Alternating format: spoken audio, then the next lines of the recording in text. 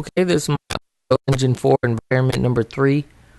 Um, there are sounds, as you can see in the scene.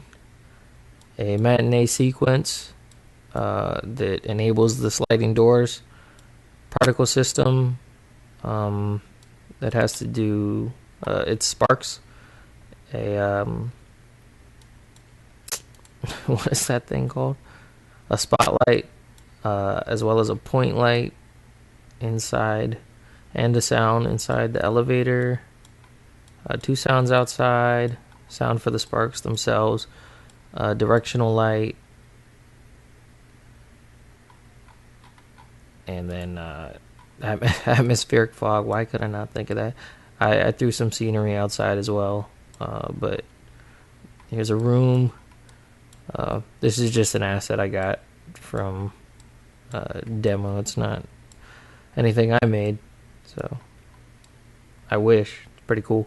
Nonetheless, let's run it and see it in all its glory, I guess. Here we go. Is there a way to... Well, here, I'll just...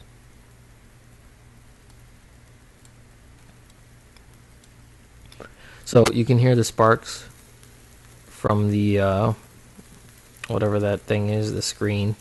There's a blueprint to prompt the player to press F as well. And at this point, pressing F, had I done it correctly, would activate a light. But the light he did in the tutorial was kind of that warning red light, and I wanted to kind of go off on my own path, do something different. My goal was to initiate the sparks when you pressed F, and I spent hours trying to figure out how to do it, and I just couldn't figure it out. There wasn't enough online for me to figure that one out. Blueprint, in my opinion, is pretty complex. Like, it's supposed to be easier than coding, I guess, and it probably is. I know nothing about coding, but still pretty complex. I would take FlowLab, FlowLab buttons or whatever those were any day. Nonetheless, so there's the player prompt and some particle effects with the sound. And I have some elevator music in here. Doors slide open. When you get so far in, they close. And then prompt them to open again, and they close. The sound, you can just start to hear it here. The fall off distance, I tried to keep within there, as well as the sounds at the window. Some chirping birds. I threw some blinds on the window. I probably did a little too much. Oh, what's wrong with my shadows?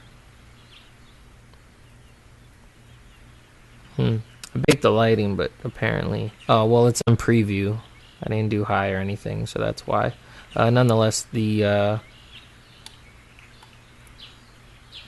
outside, I threw some foliage and some scenery and stuff, and then I went ahead and made like a little bus stop area, or perhaps a parking lot, smoking area. I don't know what it is.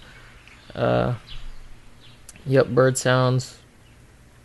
Little table with some papers on it and some shelves, trash bin, and then do some little electrical outlets along the walls. Could probably use some lighting over here, but it does just take like a second to adjust. Eventually it lightens up for some reason. I don't know. Well, most of the time anyways.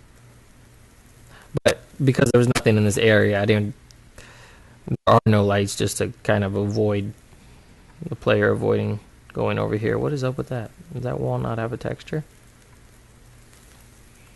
Must just be lighting. Or no, maybe it doesn't. No, it does. What is that? Secret room?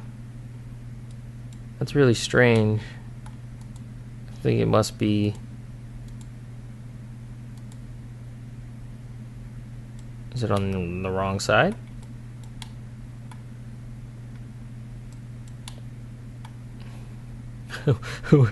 What is that?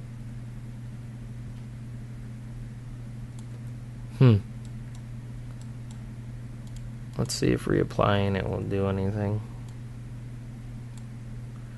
Nope. Must just be something with the light. Oh, well, the preview mode lighting. I keep forgetting. Oh, that one. No? That one has it too. Oh, well, now they're all multicolored. I just assume the preview lighting is less than stellar. I would have thrown out something higher, but the preview lighting, I had to walk away and come back because it took so long. Oh, and then let's get into this again. My character jumps, but it's less jumping, it's more levitating. So I actually gave my character abilities to go through walls and fly, which I thought was pretty cool. I mean, who else has that? So, and then it really is just an out of body experience. No, I'm lying, of course. Yeah, that is well spent. If not hours, next hours. Not as much time as I spent looking for this thing, but I did spend a while trying to figure out the jumping and coming back down, like gravity instances and stuff, trying to figure out how to make that work. But I figured, in the near future, I'll get there. I'm gonna stick to what I know and try and build on that, as opposed to getting too far ahead of myself. So yeah, this is it. I believe I went over everything. All the little suggesting stuff was just kind of to fill space. It was just something. And then this thing was cool because it said elevator maintenance, and just so happened to be using the elevator thing. So but yeah, I'd still like to figure out how initially I was trying a number of things, trying to keep the sparks hidden, and then to toggle visibility by pressing F. That didn't work. Activating it, deactivating it. I just couldn't figure it out.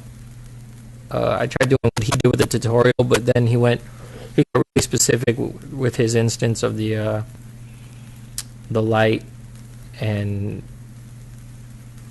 the properties with that and stuff. So it didn't cross over. Nonetheless, that the player prompt is there.